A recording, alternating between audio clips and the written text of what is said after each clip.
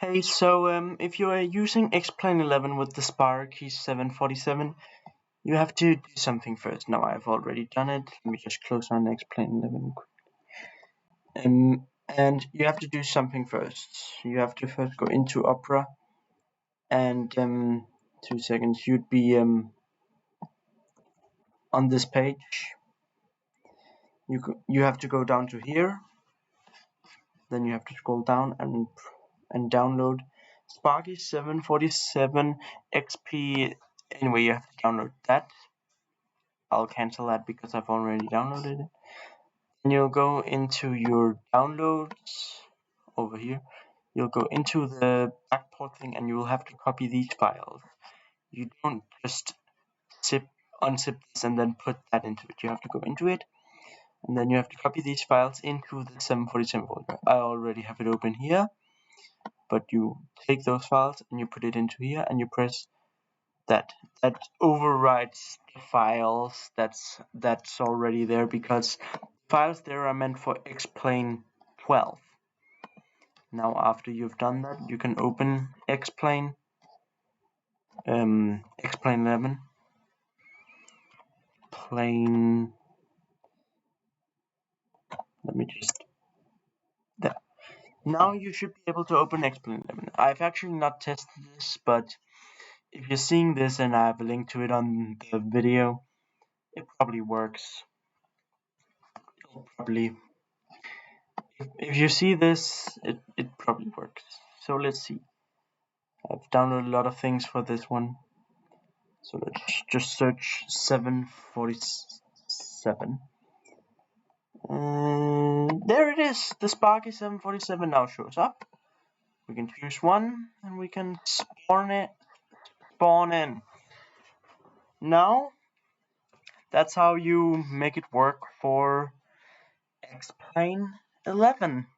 Now, I had a lot of people say that it didn't work on the video, and originally I did not understand what they meant. But then I recently just saw a person commented, and then I looked at the GitHub page again, and I saw that it was made for X-Plane 12, and that to make it work for X-Plane 11 you had to do this. I didn't know that before. So yeah, now this should work. And it's now, while we wait for it to load, that's actually my most viewed video telling people how to download an aircraft, and it isn't even working for X-Plane 11. So I'm so sorry to all the people that tried to download it and had X-Plane 11 and it just did not work. And I said I don't, and it crashed. It's too much for my computer. But anyway, let's just open it again.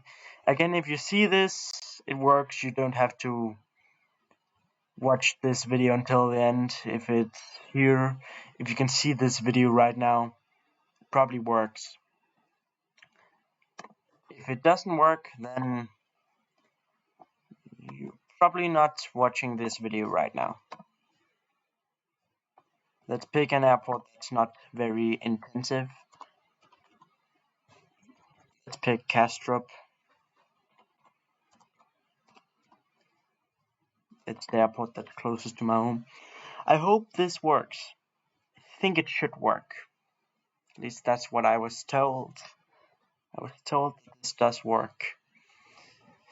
At least of what I have understood from what I've seen, from what I read on the GitHub page.